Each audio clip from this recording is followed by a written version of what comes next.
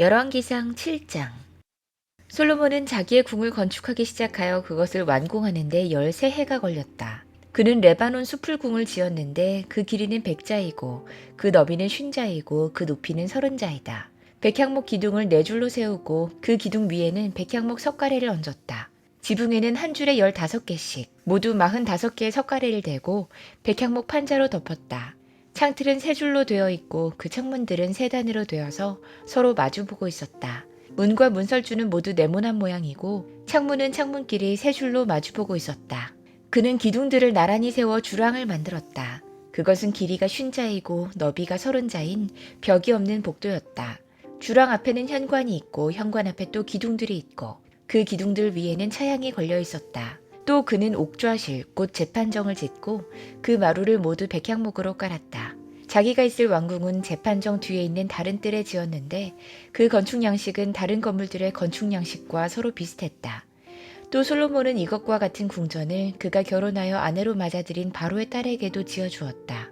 왕궁을 포함한 모든 건물은 치수를 재어서 깎은 귀한 돌, 앞뒤를 톱으로 자른 값진 돌들로 지었는데 기초에서부터 갓돌까지 또 바깥은 물론이고 건물 안의 큰 틀까지 다 그러한 재료를 써서 지었다. 기초를 놓을 때에도 값진 큰 돌들을 놓았는데 어떤 돌은 10자나 되고 어떤 돌은 8자나 되었다.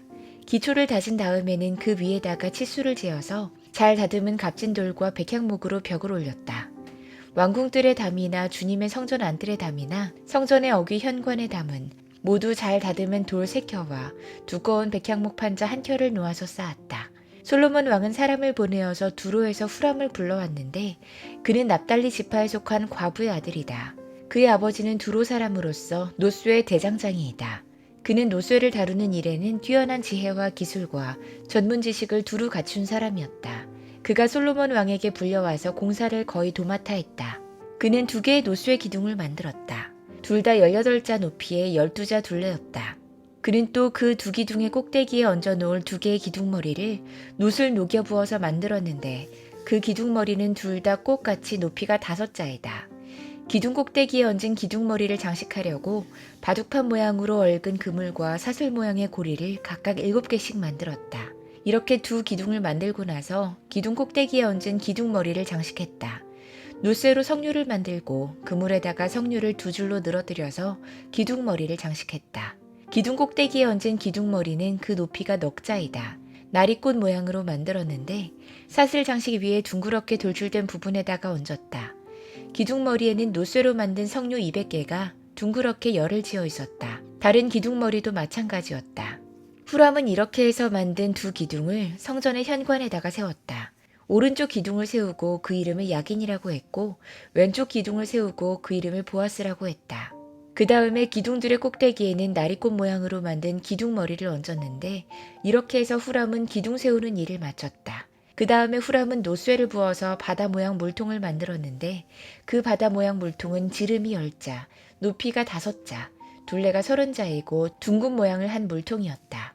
그 가장자리 아래로는 돌아가면서 노쇠로 만든 호리병 모양의 박이 있는데 이것들은 노쇠를 부어서 바다 모양 물통을 만들 때 2줄로 부어서 만든 것이다. 또한 12마리의 노쇠 황소가 바다 모양 물통을 떠받치고 있는데 3마리는 북쪽을 바라보고 3마리는 서쪽을 바라보고 3마리는 남쪽을 바라보고 3마리는 동쪽을 바라보고 서 있었고 등 모양으로 바다 모형을 떠받치고 있었다. 황소는 모두 엉덩이를 안쪽으로 향하고 있었다. 그 노쇠로 된 바다 모양 물통의 두께는 손 너비만 했다. 그 테두리는 나리꽃 봉우리 모양으로 잔의 테두리처럼 둥글게 만들었다. 그 용량은 물을 2000말 정도 담을 수 있는 것이었다. 그는 또 노수로 받침대를 10개 만들었는데 받침대마다 길이가 넉자, 너비가 넉자, 높이가 석자이다. 받침대의 구조는 다음과 같다. 받침대는 판자 테두리를 가지고 있고 그 테두리는 틀 사이에 끼어 있었다. 틀 사이에 낀 판자 테두리 위에다가는 사자와 소와 그룹을 그려 넣었다.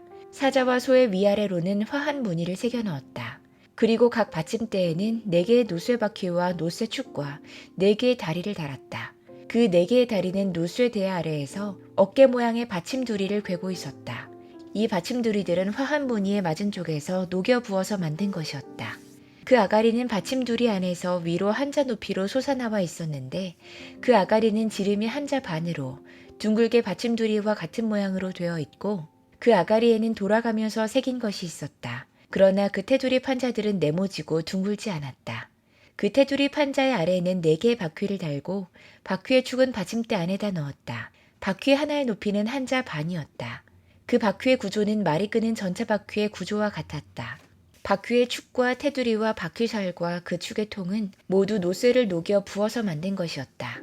그리고 받침대의 네 귀퉁이에는 어깨 모양의 받침두리가 4개 붙어 있는데 그 받침대에서 받침두리가 잇따라 나와 있었다. 받침대 꼭대기에는 반자 높이의 테두리가 둥글게 돌려 있고 또 받침대 아래에는 바퀴축인 버팀대와 테두리 판자들이 연결되어 있었다.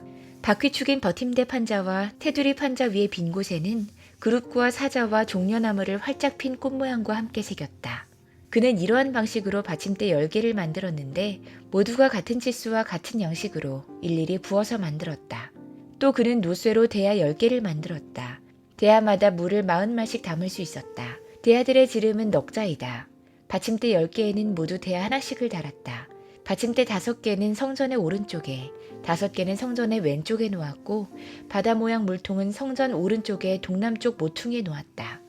후람은 또 솥과 부삽과 피 뿌리는 대접을 만들었다.